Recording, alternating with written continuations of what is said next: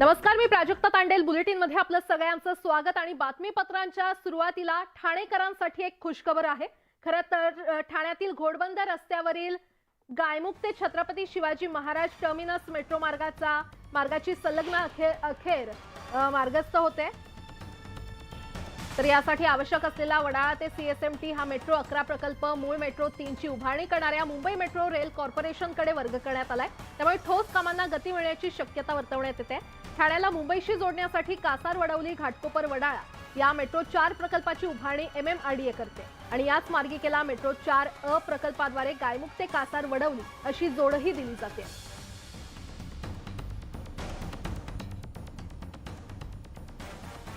होळी निमित्त कोकणामध्ये जाण्यासाठी होणारी गर्दी लक्षात घेता एसटी महामंडळानं 250 विशेष एसटी गाड्या चालवण्याचा निर्णय घेतलेला आहे। 3 ते 12 मार्च या कालावधीमध्ये या गाड्या धावणार आहेत। या गाड्यांचं आरक्षण लवकरच खुलं होणार आहे। तर होळीसाठी मुंबईहून लाखो चाकरमानी गावी जातात आणि सणाच्या काळात प्रवाशांची संख्या मोठ्या प्रमाणात वाढते। खासगी बसचं तिकीट दर वाढलेला असल्यानं आता प्रवाशांच्या खिशाला भुर्दंड बसतोय आणि यामुळे एसटीच्या विशेष गाड्या प्रवाशांसाठी दिलासा देणाऱ्या ठरणार आहेत।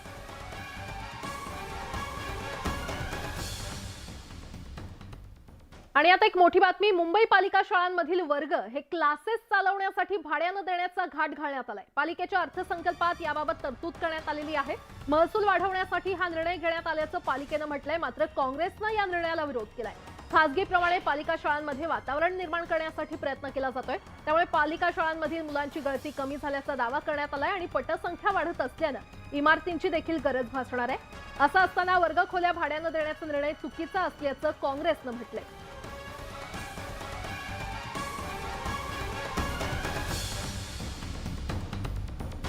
अधिक माहिती देत आहेत आमच्या प्रतिनिधी प्रणाली कापसे आपल्यासोबत जोडल्या गेलेल्या आहेत। प्रणाली, आपण पाहिलं तर सध्या मुंबई महानगरपालिकेच्या शिक्षण विभागाची परिस्थिती काय आहे यावर आपण जर एक नजर टाकली तर गेल्या काही वर्षांमध्ये सातत्यानं मुंबई महानगरपालिकेच्या शाळांमध्ये शिकणाऱ्या विद्यार्थ्यांची पटसंख्या ही कमी होत आलेली आहे आणि आता तर ती जवळपास 2.25 लाखावर येऊन पोहोचलेली आहे। अवघ्या 2 वर्षांमध्ये ही पटसंख्या 2.25 वर येऊन पोहोचलेली आहे, जेव्हा की ती आधी 3.25 लाख एवढी होती। त्यामुळे कुठे ना कुठे हे खूपच दुर्दैवी आहे। पण अशा वेळेला जेव्हा शाळा ओस पडू लागलेले, एकीकडे शाळांच्या इमारतींची दुरुस्ती करायला घेतली आहे मुंबई महानगरपालिकेनं। गेल्या काही वर्षांमध्ये टप्प्याटप्प्याने ही दुरुस्ती केली जाते। एकीकडे इमारती उभ्या राहतात, इमारतींची दुरुस्ती होतीये, परंतु दुसरीकडे पटसंख्या मात्र सातत्यानं कमी होताना दिसते आणि म्हणून मुंबई महानगरपालिकेनं या शाळांना उत्पन्नाचा स्रोत करण्याचा निर्णय घेतलेला आहे। आणि त्या दृष्टीनं खाजगी कोचिंग क्लासेस जे की मुंबईमध्ये चालतात मोठ्या संख्येनं, त्यांना या जागा भाडेतत्वावर उपलब्ध करून द्यायच्या असा त्यांनी निर्णय घेतलेला आहे। परंतु या निर्णयाला आता सगळ्याच राजकीय पक्षांनी विरोध करायला सुरुवात केलेली आहे। विद्यार्थ्यांची पटसंख्या वाढावी यासाठी मुंबई महानगरपालिकेनं वेगवेगळे उपक्रम हाती घ्यावे, विद्यार्थ्यांना आकर्षित करावं, पालकांना आकर्षित करावं, यासाठी नवनवीन उपाययोजना आणायचं सोडून मुंबई महानगरपालिकेच्या शाळांच्या वर्गखोल्या या भाड्याने देण्याचा निर्णय हा कुठल्याही राजकीय पक्षाला पटलेला नाहीये। विशेषतः काँग्रेसनं त्याला जोरदार विरोध केलेला आपल्याला बघायला मिळतोय। निश्चितच प्रणाली, धन्यवाद या सविस्तर माहितीसाठी। आणि यावरच अधिक बोलण्यासाठी काँग्रेसचे नेते रवी राजा आपल्यासोबत जोडले गेलेले आहेत। रवी राजाजी, न्यूज 18 लोकमतमध्ये आपलं स्वागत आहे। मुंबई पालिका शाळांमधील वर्ग क्लासेस चालवण्यासाठी भाड्यानं देण्यात येत आहेत, महसूल वाढवण्यासाठी हा निर्णय घेतला असल्याचं पालिकेचं म्हणणं आहे, मात्र आपल्याकडून याला विरोध का होतोय? आमच्या सोमवारी मुंबई काँग्रेसचे आदरणीय अध्यक्ष भाई जगताप साहेबांनी स्पष्टपणे सांगितलेलं आहे की आपला जे रेव्हेन्यू स्रोत जे आहे त्याचे करायला महानगरपालिकाचे पूर्ण त्याला अधिकार आहे। पण तुम्ही जे शालेय जे वर्ग आहे त्याला तुम्ही भाडे देणार आहे आणि किती लोकांना तुम्ही दिलेलं आहे ते त्याचे तुम्ही वाढवा ना। आता नवीन शाळे आपण या एज्युकेशन शैक्षणिक मध्ये आपण सांगितलेलं आहे की आपण यामध्ये जास्त आपण डिजिटल क्लासरूम ओपन खोलणार आहे। दुसरा असा आहे की आपण सांगितलं आहे की आपण जे टेक्निकल कोर्सेस घेऊन येणार आहे। तर आपल्याकडे जागा कुठे आहे? आता यामध्ये असा एकंदरीत दिसत आहे की जे आपला जे कार्यपद्धती आहे, जे महानगरपालिकाचे जे धोरण आहे रेव्हेन्यू जनरेट करायच्या, उत्पन्न स्रोत जे आपल्याला जनरेट करायच्या, त्यामध्ये त्याला काही कसं करायचं माहीत नाही। आपला शाळेला तुम्ही जे आता चालतात, आता आपल्याला माहित आहे की मराठी मीडियम जास्त आता यामध्ये लोक आपला जे आपलं जे येत होते ते आता कमी झालेलं आहे. बर आपण 1 लाख वर आपण आता बर सव्वा ठीक आहे. लाख, रविराजाजी, तुमचा मुद्दा लक्षात आला. धन्यवाद न्यूज 18 लोकमतशी संवाद साधण्यासाठी. आणि आता सोलापुरातून एक मोठी बातमी. सोलापुरातील मोहोळ तालुक्यात 2 विद्यार्थिनींचा विनयभंग करण्यात आल्याची धक्कादायक घटना समोर आली आहे. एका खासगी शाळेमध्ये शिकणाऱ्या अल्पवयीन विद्यार्थिनींचा विनयभंग केल्याप्रकरणी एका शिक्षकावर गुन्हा दाखल करण्यात आलाय. सिद्धेश्वर वागज असं गुन्हा दाखल झालेल्या शिक्षकाचं नाव आहे आणि हा शिक्षक सध्या फरार असून पोलीस त्याचा शोध घेत आहेत.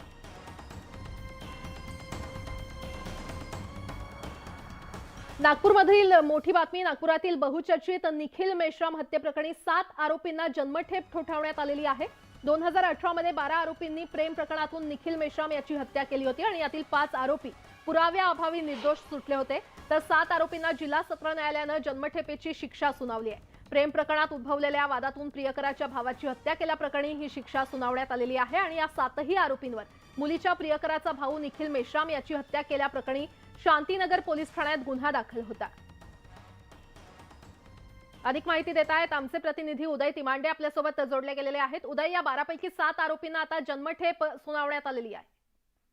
खरं तर गेल्या काही दिवसांमध्ये नागपुरात इतक्या मोठ्या आरोपींना शिक्षा झाल्याचं हे मोठं प्रकरण आहे. याआधी गेले काही वर्षांमध्ये जे आहे ते 7 आरोपींना जन्मठेपेची शिक्षा झाल्याचं प्रकरण नाहीये. मात्र या प्रकरणामुळे जे आहे ते आता कायद्यावरचा विश्वास जो आहे तो पुन्हा एकदा वाढायला लागेल. या सगळ्या प्रकरणामध्ये 12 आरोपी होते, मात्र त्यातल्या 5 आरोपींची जे आहे ते पुराव्या अभावी जी आहे ती सुटका करण्यात आलेली आहे. मात्र 7 लोकांना जी आहे ती जिल्हा सत्र न्यायालयाने जन्मठेपेची शिक्षा सुनावलेली आहे. नागपूरच्या निखिल मेश्राम हत्ये प्रकरणी जी सुनावणी होती त्यामध्ये ही सगळी शिक्षा जी आहे ती दिलेली. 2018 मध्ये जे आहे ते प्रेम प्रकरणातून निखिल मेश्राम यांची जी आहे ती या आरोपींनी हत्या केली होती.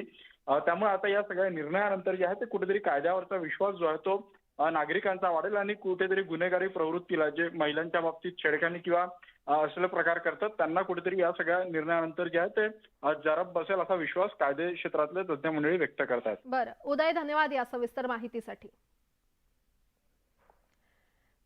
कणकवली राडा प्रकरण उद्धव पक्षाचे आमदार वैभव नाईक यांना भोवण्याची शक्यता आहे, कारण या प्रकरणी आतापर्यंत 10 आरोपींना अटक करण्यात आली असून त्यांना पोलीस कोठडीमध्ये रवाना करण्यात आलेला आहे. या प्रकरणी वैभव नाईकांना अद्याप अटक करण्यात आलेली नाहीये.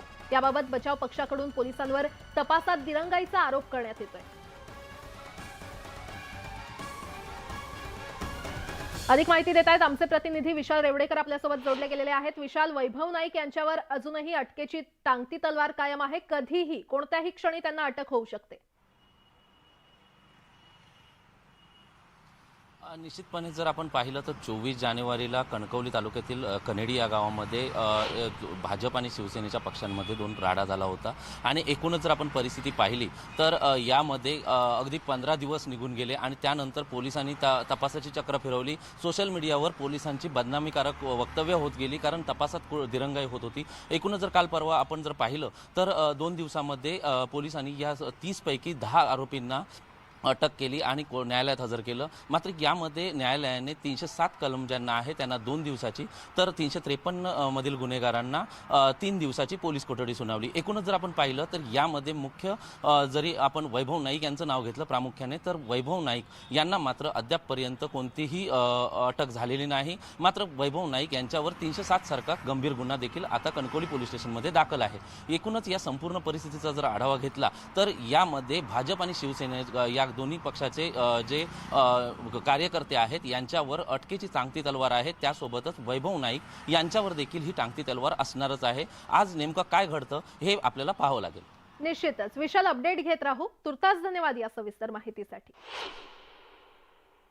मुख्यमंत्री एकनाथ शिंदेंनी आदित्य ठाकरेंच्या वरळी मतदारसंघात येऊन त्यांच्या आव्हानाला प्रत्युत्तर दिलंय. काही लोक ठाण्यातून माझ्या विरोधात लढण्याची भाषा करतात, पण त्यांना नरेश म्हस्केंनी ठाण्यातून नगरसेवक होऊन दाखवा असं प्रत्युत्तर दिलंय. त्यामुळे मी असल्या छोट्या टीकेला उत्तर देत नाही असा खोचक टोला शिंदेंनी लगावलाय. तसंच बाळासाहेबांचा पक्ष हा बाळासाहेबांनी ज्यांना विरोध केला त्यांच्याच दावणीला बांधल्याचा घणाघात देखील मुख्यमंत्र्यांनी केलाय. वरळीमध्ये कोळी बांधवांकडून मुख्यमंत्र्यांचा जाहीर सत्कार करण्यात आला. यावेळी त्यांनी कोळी बांधवांशी असलेलं जुन्या नात्याचा देखील उल्लेख केला आणि यावेळी त्यांनी मुंबईच्या विकासासाठी सरकार कटिबद्ध असल्याचं स्पष्ट केलं. काही लोक रोज इकडे उभा राहा तिकडे उभा राहा. आज आमच्या नरेश मस्केनी सांगितलंय, जास्तीत एकदम इच्छा असेल तर महापालिकेच्या वार्डामध्ये उभे राहा. त्यामुळे मी जास्ती काय मी आरोपाला उत्तर देत बसत नाही, कारण मला काम करायचं आहे. मला तुमच्यासाठी काम करायचं आहे. सर्वसामान्य लोकांना न्याय देण्यासाठी काम करायचं. जे जायला पाहिजे होतं, जे घालवायला पाहिजे होतं ते आम्ही 6 महिन्यापूर्वी घालवून टाकलं. याचे देखील आपण साक्षीदार आहात. याचे देखील आपण साक्षीदार आहात. मला त्यावेळेचा आठवतंय, त्यावेळेचा काळ आठवतोय. काही लोक म्हणाले आम्ही तेव्हा गुवाहाटीला होतो. काही लोक म्हणाले यायचं तर वरळीतून येऊन दाखवा, वरळीतून जाऊन दाखवा. हा एकनाथ शिंदे पहिला एकटाच आला आणि हेलिकॉप्टर मधून न जाता या बाय रोडनी इथून रस्त्याने गेला. कारण आम्ही संघर्ष करून इथपर्यंत आलोय. अगदी आयते आलेलो नाही, आयतं मिळालेलं नाही. मेहनत केली आहे. शाखा प्रमुखापासून बाळासाहेबांच्या विचाराने आम्ही प्रेरित होऊन प्रभावित होऊन शिवसैनिक चालू आहे. धर्मवीर आनंद दिघे साहेबांच्या पठडीत तालमीत तयार झालेले आम्ही कार्यकर्ते आहोत. त्यामुळे कुणाला तुम्ही आव्हान देता? अरे आम्ही ही आव्हानं पेलत पेलत पेलत इथपर्यंत पोहोचलोय. आणि या सर्वसामान्य माणसाच्या मनातलं सरकार आम्ही स्थापन केलंय. काही लोक सकाळी उठले की गद्दार, खोके, एवढं 2 शब्द, तिसरा शब्दच नाही. मी त्याच्यावर काही भाष्य करत नाही. काही लोक आव्हान देत आहेत, पण मी माझ्या सहकार्याने अगोदर सांगितलंय भाषणामध्ये, एकनाथ शिंदे अशी छोटी मोठी आव्हानं स्वीकारत नाही, मोठी मोठी आव्हानं स्वीकारतो. जे 6 महिन्यापूर्वी स्वीकारलं. आदित्य ठाकरे यांच्या शिवसंवाद यात्रेदरम्यान राडा झाला. काल रमाई यांची जयंती असल्यानं गावामध्ये पूर्वनियोजित मिरवणूक होती आणि मिरवणूक आणि सभा एकाच वेळी एकाच ठिकाणी आल्यानं गोंधळ निर्माण झाला. सभास्थळी स्टेज मागून मिरवणूक जाताना डीजेचा आवाज कमी करायला लावल्यानं मिरवणुकीतील कार्यकर्ते संतापले आणि त्यांनी गोंधळ घालायला सुरुवात केली. आदित्य ठाकरे यांनी पूर्ण सुरक्षा यंत्रणेत भाषण उरकलं आणि सभा संपल्यानंतर गाडीमध्ये बसून जातानाही मिरवणुकीतील संतप्त कार्यकर्त्यांनी त्यांना अडवण्याचा प्रयत्न केला. मात्र मोठ्या पोलीस बंदोबस्तात गावाच्या बाहेर काढण्यात आलं. आदित्य ठाकरे गेल्यानंतर बराच वेळ गावामध्ये गोंधळ सुरू होता.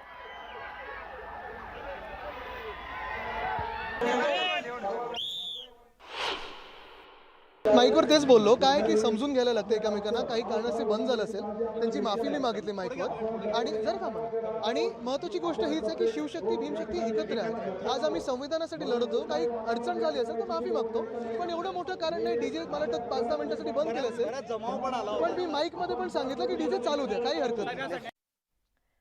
शिवसेना पक्षप्रमुख उद्धव ठाकरेंची आज दुपारी मातोश्री येथे पत्रकार परिषद होणार आहे. या पत्रकार परिषदेमध्ये ते निवडणूक आयोग चिन्हाबाबत निर्णय द्यायला होणारा उशीर आणि पुण्यातील पोटनिवडणुकांच्या मुद्द्यावर भाष्य करू शकतात.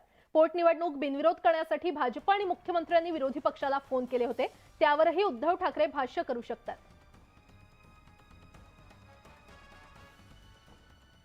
विधिमंडळ कामकाज सल्लागार समितीची आज बैठक होणार आहे. या बैठकीमध्ये अर्थसंकल्प सभागृहात कधी मांडला जाणार याची तारीख ठरणार आहे. 27 फेब्रुवारीला मुंबईमध्ये अर्थसंकल्पीय अधिवेशनाला सुरुवात होणार आहे. तत्पूर्वी नियोजनासाठी बैठकीचे आयोजन करण्यात आलंय आणि या बैठकीमध्ये अर्थसंकल्प सभागृहात कधी मांडला जाणार याची तारीख ठरणार आहे. या समितीमध्ये बाळासाहेब थोरात देखील आहेत आणि ते आजच्या बैठकीला उपस्थित राहणार का हे पाहावं लागणार आहे. मुंबईकरांसाठी एक महत्त्वाची बातमी. लोअर परेलच्या पुलाला आता ऑक्टोबरचा मुहूर्त लागलेला आहे, कारण काम पूर्ण करण्याची डेडलाईन पुन्हा एकदा वाढली आहे. 5 वर्षांपासून बंद असलेल्या लोअर परेलचा रेल्वे मार्गावरील पूल वाहतुकीसाठी सुरू होण्यास आता ऑक्टोबर उजाडणार आहे. रेल्वे गर्डरचं काम पूर्ण करण्यास विलंब झाल्यानं पालिकेला पुलाच्या दोन्ही बाजूंचं काम पूर्ण करण्यास विलंब होणार आहे आणि त्यामुळे पुलाचं काम पूर्ण करण्याची डेडलाईन आता ऑक्टोबरपर्यंत वाढलेली आहे. परिणामी या मार्गाच्या प्रतीक्षेत असलेल्या वाहनधारकांना आणखी प्रतीक्षा करावी लागणार आहे. लोअर परेलच्या पुलाच्या कामाची डेडलाईन आता पुन्हा एकदा वाढवण्यात आलेली आहे. त्यामुळे ऑक्टोबरपर्यंत ही डेडलाईन वाढवल्यामुळे वाहतुकीसाठी हा पूल ऑक्टोबर नंतरच सुरू होणार आहे. खरं तर गेली 5 वर्ष या पुलाचं काम सुरू आहे आणि यामुळे अनेक वाहतुकीची कोंडी सुद्धा जी आहे ही होताना आपल्याला पाहायला मिळते. खरं तर या कामाला विलंब झाल्याचं मुख्य कारण म्हणजे रेल्वे गर्डरचं काम पूर्ण करण्यास विलंब झाल्यानं पालिकेला पुलाच्या दोन्ही बाजूंचं काम पूर्ण करण्यात जो आहे हा विलंब होणार असल्याचं कळतंय आणि त्यामुळेच या पुलाचे काम पूर्ण करण्याची डेडलाईन जी आहे ही वाढवण्यात आलेली आहे. त्यामुळे पूल सुरू होण्यास ऑक्टोबर उजाडणार आहे. त्यामुळे जे वाहतूक या मार्गिकेवरून करतात त्यांना आता ऑक्टोबरपर्यंत या पुलावर आहे. गेले अनेक वर्ष या पुलाचं काम जे हे सुरू आहे. हा पूल बंद असल्यामुळे आजूबाजूच्या परिसरात जी आहे ही अनेक वेळेला वाहतूक कोंडी जी आहे ही होताना पाहायला मिळते. याचा सगळ्यात जास्त फटका जो आहे हा मुंबईकरांना होताना आपल्याला पाहायला मिळतोय. त्यामुळे आता या कामाची डेडलाईन वाढवल्यामुळे ऑक्टोबर नंतरच हा पूल जो आहे हा सेवेत येणार आहे. Video journalist Harshad गोरकासह Vishal Patil, news 18 Lokmat, Mumbai. राज्य सरकारकडून शिक्षण सेवकांच्या मानधनात वाढ करण्याचा निर्णय घेण्यात आलेला आहे आणि यामुळे प्राथमिक आणि उच्च माध्यमिक शिक्षण सेवकांना दिलासा मिळालाय. प्राथमिक आणि उच्च माध्यमिक शिक्षण सेवकांना आता 6,000 ऐवजी 16,000 मानधन मिळणार आहे. तर माध्यमिक शिक्षण सेवकांना 8,000 ऐवजी 18,000 मानधन दिलं जाणार आहे. उच्च माध्यमिक कनिष्ठ महाविद्यालय शिक्षण सेवकांना देखील राज्य सरकारनं दिलासा दिलाय. त्यांना 9,000 ऐवजी आता 20,000 इतकं मानधन दिलं जाणार आहे.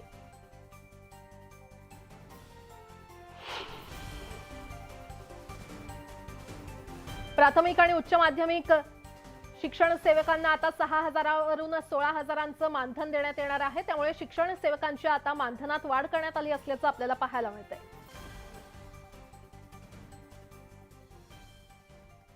तिकडे सांगलीच्या आटपाडी तालुक्यातील यपावाडी गावातील वयस्कर शेतकऱ्यानं वीज चोरी पकडण्यासाठी आलेल्या अधिकाऱ्यांसोबत चक्क इंग्रजीत संवाद साधला. यावेळी या शेतकऱ्यानं आपल्या अडचणी अधिकाऱ्यांपुढे इंग्रजीतून मांडल्या. वीज अधिकारी आणि वयस्कर शेतकरी यांच्या या संभाषणाची व्हिडिओ क्लिप सध्या चांगलीच व्हायरल होतीये.